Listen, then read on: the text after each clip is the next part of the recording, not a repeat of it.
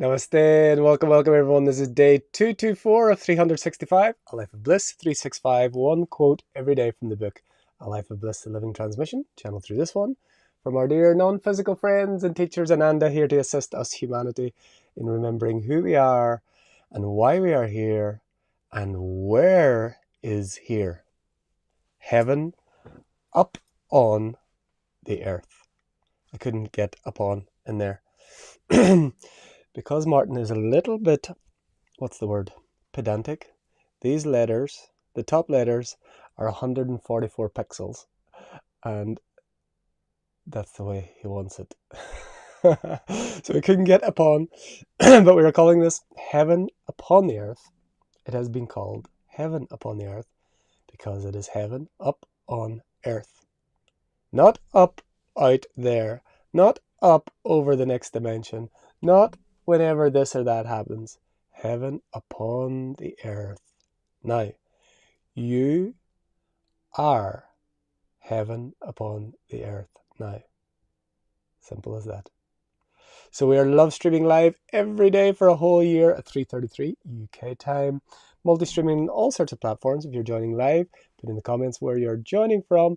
If you're on replay, let us know that you're a time traveler in this now, you magician, magic one. So thank you for joining us in this journey, and we will get into the quote for day 224.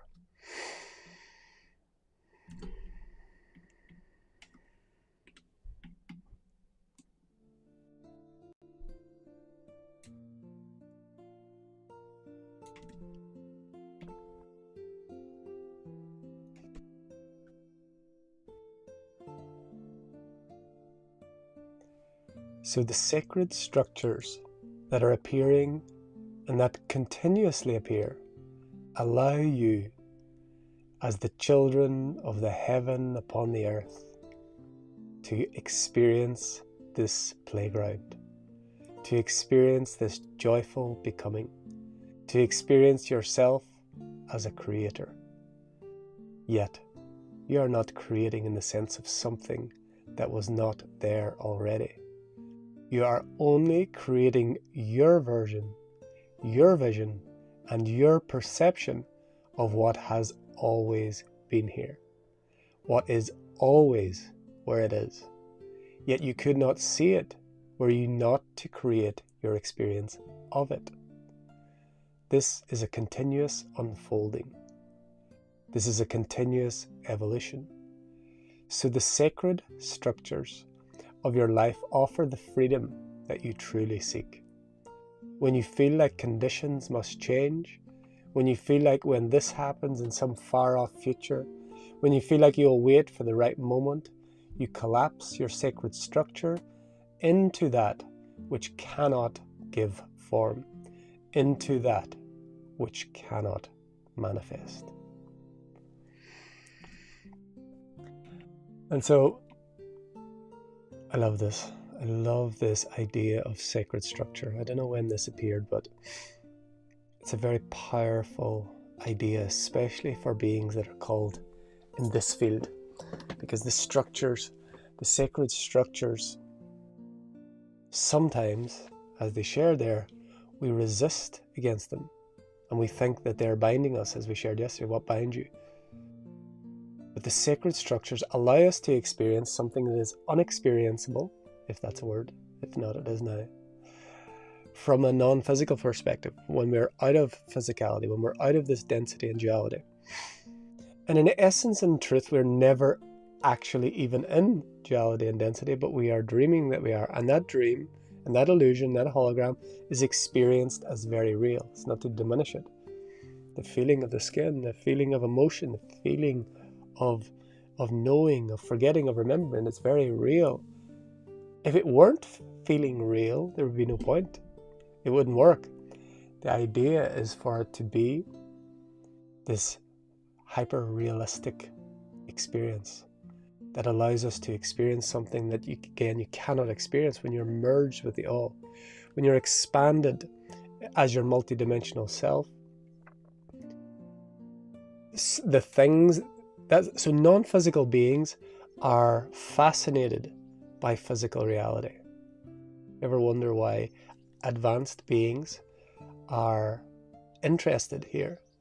They're fascinated and they're so curious, and they get to live vicariously through our experiences, because in a non-physical state, it's literally not possible to experience what you can experience while in embodiment, again, appearing in embodiment as a multidimensional being, but forgetting that you're that and experiencing life through a body, through apparent separate selves and worlds, and coming and going and birthing and dying in space and time.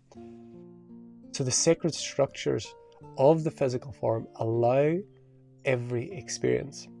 And again, we must differentiate the rigid structures that are crumbling upon this heaven upon the earth now, and sacred structures. So the rigid structures will self-destruct. That which is rigid will dissolve itself by itself. Sacred structures evolve, they change, they mold, they move, they become, they shift with your attention and with your perception. They're like palm trees. They're so strong, but they move in the wind and they can bend. And a tree that is like very rigid, when the wind comes, it cracks over. So the most rigid structures will dissolve by themselves. That's when the idea of like taking down the matrix and doing all of these things, you're resisting and fighting something that actually thrives on you resisting and fighting it.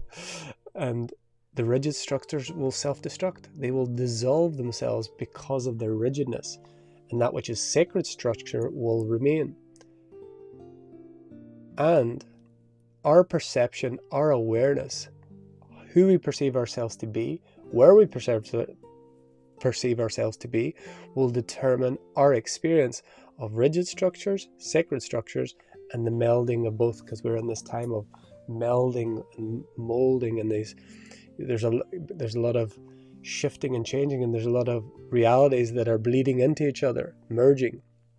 And sometimes it can be confusing, and sometimes you feel like you're in heaven one moment and hell the next. Again, it's just a perception. Everything is overlaid. All the holographic realities are overlaid on top of each other. So the experience that we have in the life is determined by our awareness, by our consciousness, by what it is we are perceiving, and what it is and who we believe ourselves to be as we experience what we experience. So heaven upon the earth is not over there, not up there. It's not a future thing, because future doesn't exist. It's not something that is religious. It's not something mystical. Heaven upon the earth is now here. You are heaven upon the earth. Notice it's not somewhere you're getting, not somewhere we're going. It's not some event that's going to happen where it's going to change and then everything's heaven. You are heaven upon the earth now. This is a very subtle shift, but a huge. If we're waiting for the heaven, we're straight away saying that we are not in heaven, or we are not heaven, so thereby we keep it in some future dimension, we keep it in some future time, we keep it in some condition changing. When we know, I am now here, I am nowhere, but I am now here, heaven upon the earth, I am that I am. I am that I am. Heaven upon the earth is now here. And so whenever we're able to, in this world of density and duality, it can be challenging. All of us know. But whenever we can look and see through the eyes of heaven upon the earth at the density, at the challenges, we transform it.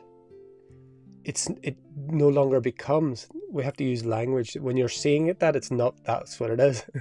Whenever you see something in a different way, it ceases to be what it previously was. But the human language can't convey some of these concepts because it's based logic, it's based in this and that.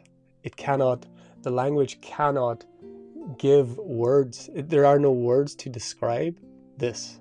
But whenever the way whenever the way you look at things changes, the things you look at change. That's a very simple way of saying it. But that also falls down because actually it never was what it seemed to be in the first place, either way. But what you perceive and how you look and who you choose to be and what you choose to believe about yourself and the world will determine your experience of heaven upon the earth or otherwise, and any infinite other ways in which that can manifest and be. So the invitation today is to see that heaven is not in the future. Heaven is not a somewhere else. Heaven is not on another planet. Heaven is not in another dimension. Heaven is now here. You are heaven upon the earth, and it's now. It's this. Every little thing.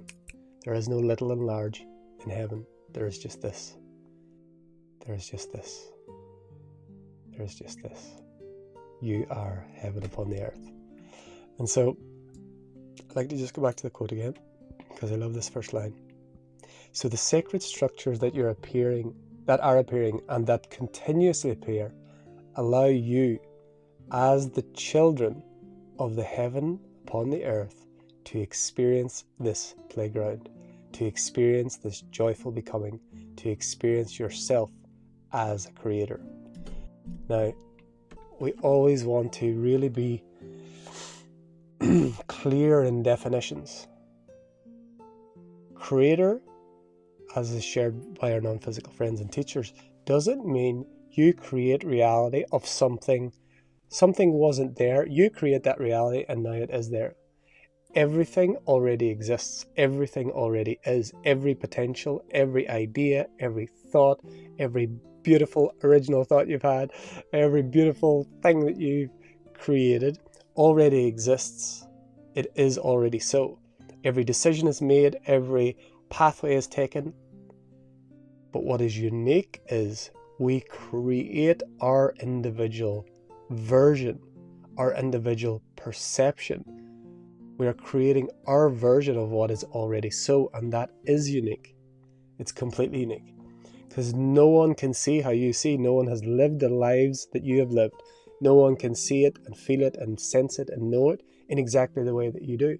And even if 2 or 144 beings are together, viewing and experiencing the same thing, they will have wildly different experiences. So it's important to remember that we're not, it's this idea that I must create my reality. I always laugh, Michael Singer says, you create your reality? Okay, create me an eye bulb. Not an eye bulb, sorry, that's a joke. That's a joke that I have with my son. He says, okay, you create your reality? Create an eyeball. Okay? Create a womb.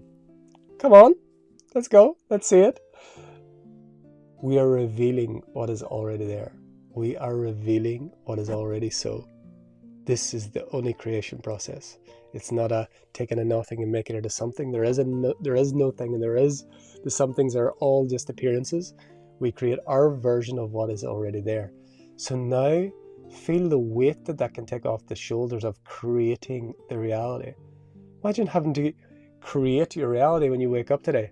Okay, get the heart going, endocrine system. Okay, digestive system. That's getting a little bit of a break. Okay, let's put the water through. Let's pump that blood around. Okay, let's get that retina just working exactly right so I can see all this beauty. Imagine.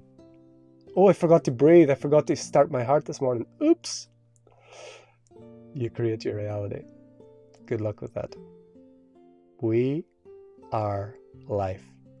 Life is already whole, complete, perfect, created in every single way that it possibly could. But we get the unique, absolute blessing of creating our version of what is already there. Seeing our way of what is infinite potential. And that is so unique and so perfect and so beautiful. And perfectly imperfect and imperfectly perfect. What a gift this is. When we see this and feel this, it's literally impossible to have anything else except gratitude. Gratitude is not a practice. Gratitude is not something that you do. True gratitude is just so spontaneous. It's it's just so obvious. It's like there's just no other reality other than being grateful for this gift of life as life itself, pretending that you're this man, this woman, this collection of stories, this jumble of atoms. Heaven upon the earth is now here. You are heaven upon the earth. This is the contemplation for day 224. My God, can't believe we're through that many days. And now, as always, we are asked to completely drop everything. Drop every word that has been shared here. Drop every idea of the quote. Drop even any feelings or thoughts that have come up of what has been shared or in the quote. Drop everything. Let go of everything. Let go of yourself. Let go of all ideas. Let go of time. Let go of space. Just be empty. Just be as you are. As we move into a short sacred silence where we allow what is to be what is as what is.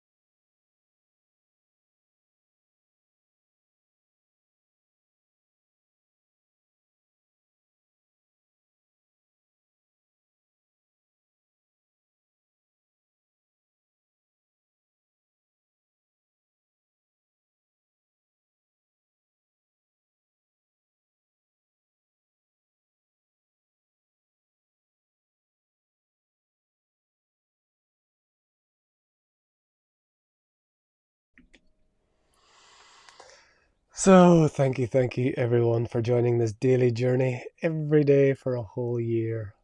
All the quotes are coming from a book, A Life of Bliss, A Life of Bliss, the Living Transmission, and we will continue every day. We'll be back on the weekend. We have recorded videos. They do stream live at 333, but I record them today. So day 225 and 226 will be posted at 333 UK time, Saturday and Sunday. We'll be back live on Monday. We're moving into chapter 19. And if you are getting value from these transmissions, if you are enjoying them, I invite you to share them with those who have eyes to see